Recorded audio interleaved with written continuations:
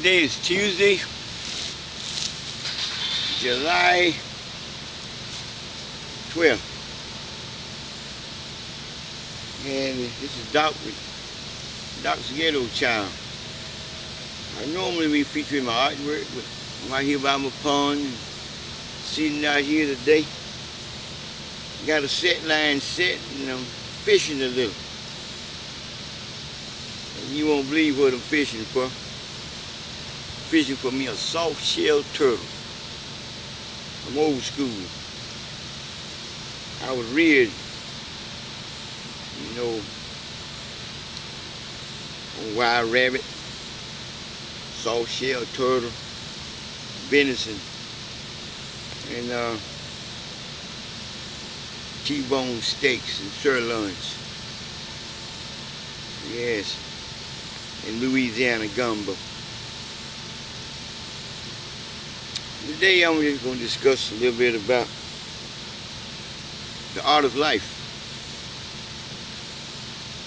To live within this box of incarceration, by an indoctrination, suffering every degree of the indignation of integrated segregation. What we have to deal with in our each and everyday life. I get tired of singing the song that I got cancer. I'm even sick of saying it. Even though I'm in remission, my doctors tell me, says, we believe that you are. That I have the monster cancers. Esophageal, stomach will remove, pancreas will remove. I lost my teeth, 14 of them. These are loose. I don't feel any pain, they just come out from the chemotherapy and all the radiation that I've taken. I lost a lot of my hair, but it came back. And oh Lord, I sit here and I look through this old grim window, standing on death row.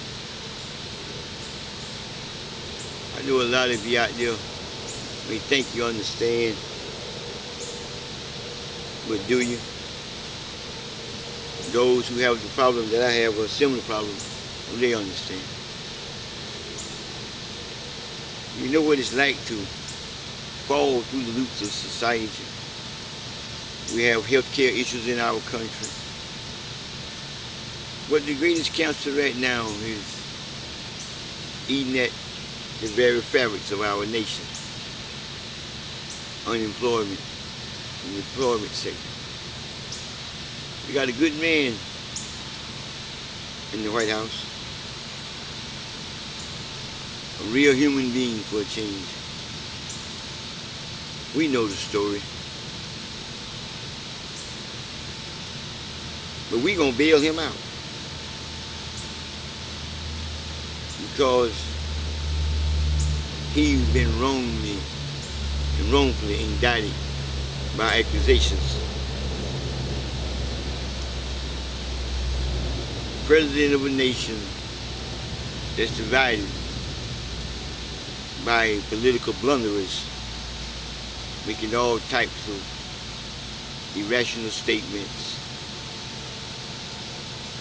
not realizing the blessing, not realizing the advance that America have because it crossed this old barrier as a nation itself of the social divide by having the first black president of the United States of America.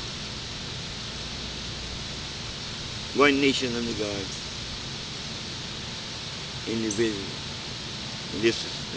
liberty and justice for all. To look from this window that I look from, knowing that when I sit down with my doctor and I speak with enthusiasm and say, Doctor, out of the 100,000 people surveyed, out of the 5-year survival, 14 people survived. He said, no, there wasn't but 5. Out of 5 years, 100,000 people diagnosed with this illness, only 5 survived.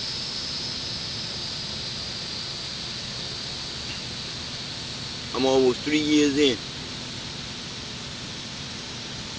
There's a lot on my mind. But yet, I'm positive. If it happened, it happened. Talk like if it come back up on me, it's so aggressive that it'll be 6 to 8 weeks I'll be done. But not until then. Shall I be done? But until that moment comes, I'm going to fight with everything I have against the indignation of integrated segregation that's plaguing and eating our country alive. We want to bail you out, Mr. President, but we need you to help us to bail you out. We need people from your administration to invest in the small businesses, black, white, minority businesses, all of that. Remove some of the obstacles. It's not the amount of, Adam Smith, and let us know what the theory is. We are the laborers. Demand and supply. And we are the laborers of the vineyard. We are the workers. Organized labor will burn you out every time. But if you keep putting the money in the hands of the rich and the wealthy, allowing it to be where the rich and the wealthy always end up with it in their hand, where they can bank it and store it and keep it and take it out of circulation, it's going to keep us struggling, scuffling, trying to make it, and keep us on the bottom. But if you make arrangements that there can be a forgiveness clause, at least one forgiveness clause in any particular business lifespan, and give them the operating capital that they need without going through all the hoops and hurdles of SBA because of the Republican parties and the conservatives that say we don't believe in ourselves. We do believe in ourselves. We go along with the program. It's a gag. We are somebody. We portray the image that we are not because that's the trait of slavery. The difference between the house servant and the field servant, the two mentalities, is amongst us today. We'll take care of everybody that put their foot up on our shoulders. And everyone wonder why we don't help ourselves.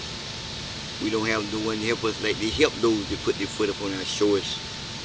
Help us to help you, Mr. President. We don't need a super fast train right now. We need the ghetto rebuilt. Invest in us, small business from the ghettos, please. And your economy will go through the roof.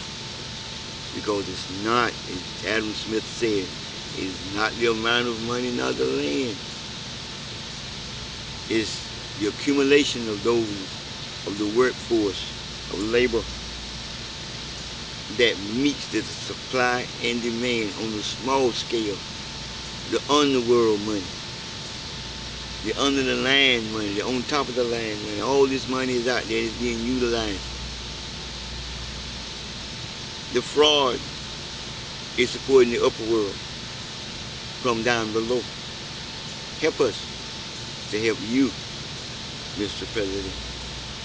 This is Doc, ghetto child, sitting in my backyard. Don't have no reason to be discussing something like this. Should be just sitting here wondering how long I have with trying to enjoy the moment.